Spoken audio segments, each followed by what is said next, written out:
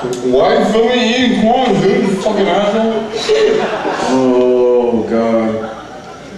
Oh, why are there so many fucking questions? Though we're at a party.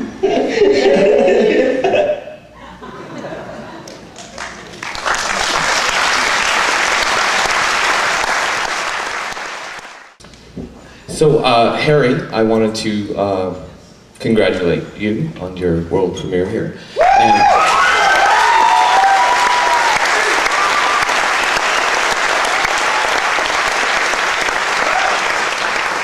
I'm going to open it up to the audience fairly quickly, but I'll start it off with, I wanted to just ask you your relationship with David, how that came about, how that started, because it was a long time.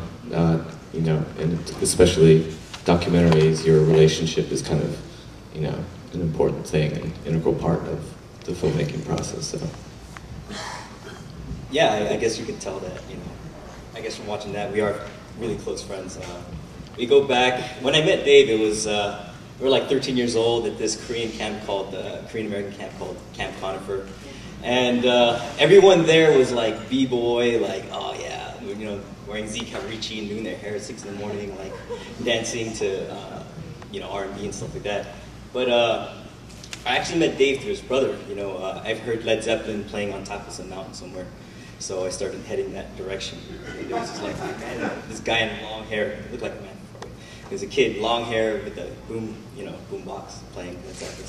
Hey, what's up? And then, you know, I met Dave after that, and then thought we would never see each other. But then I saw him again. Like, 6 weeks later in high school, and from there it's... Your parents warned you. Yeah, my parents warned me about the Choe brothers.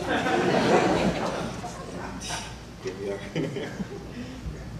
So did you guys have any plan, like, for the dinosaur, if you actually ended up coming upon the dinosaur?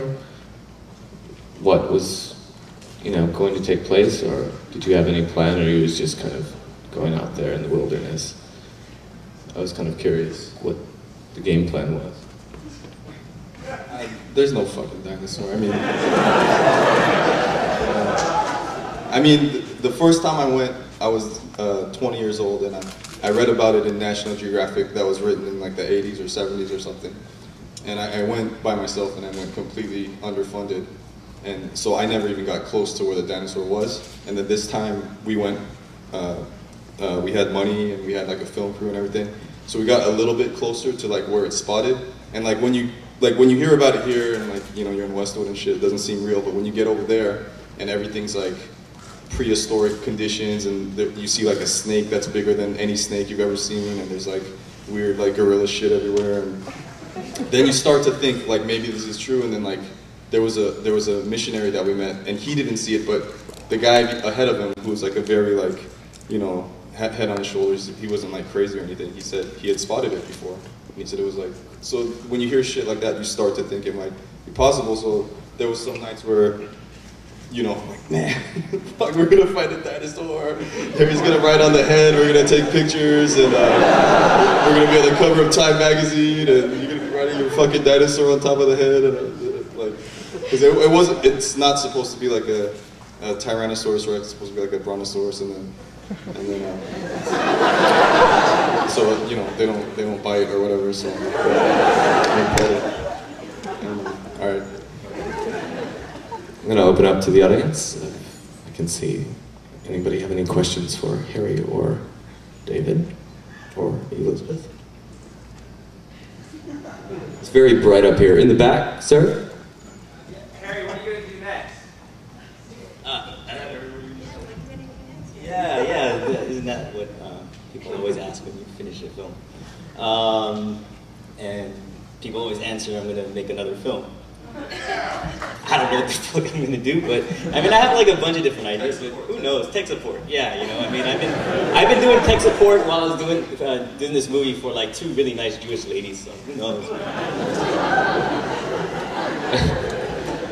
Do you think you're documentary or narrative, or you really have it? I mean, do you consider yourself a documentary filmmaker at this point, or a little bit of? Do you like to try your hand in narrative?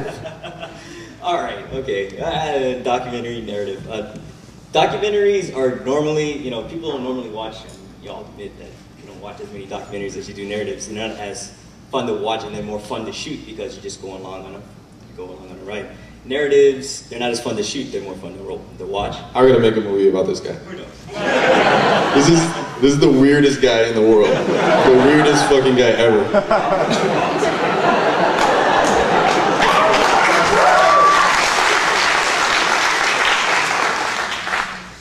Anybody else? Okay. Yes, you said. This question's for David. Was it harder to film this, like being completely exposed, or to watch it back for the first time?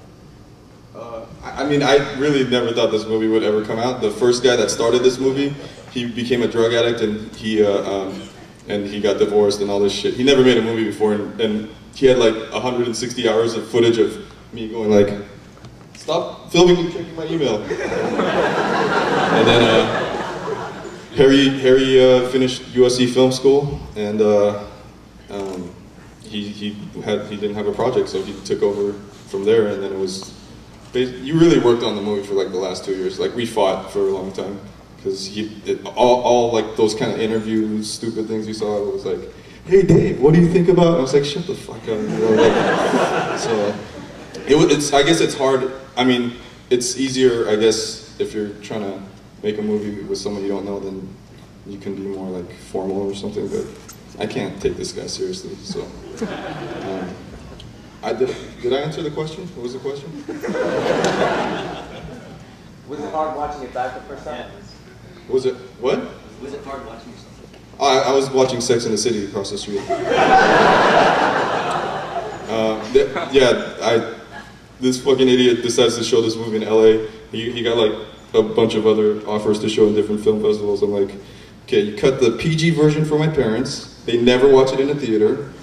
And then we'll show it in some other big city where they'll never go to. And, fucking Korean press and all this stuff.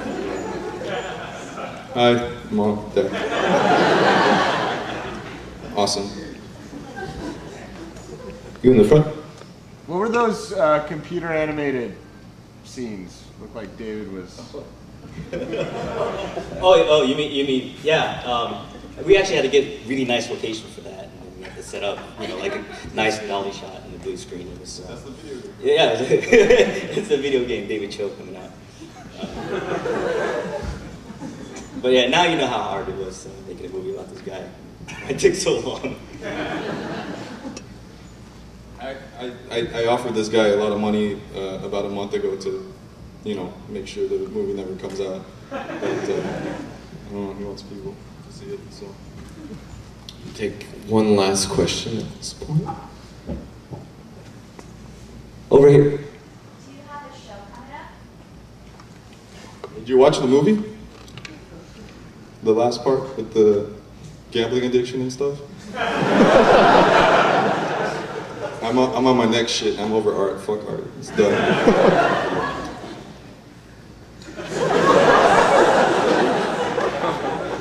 And with that, Harry, David, thank you very much.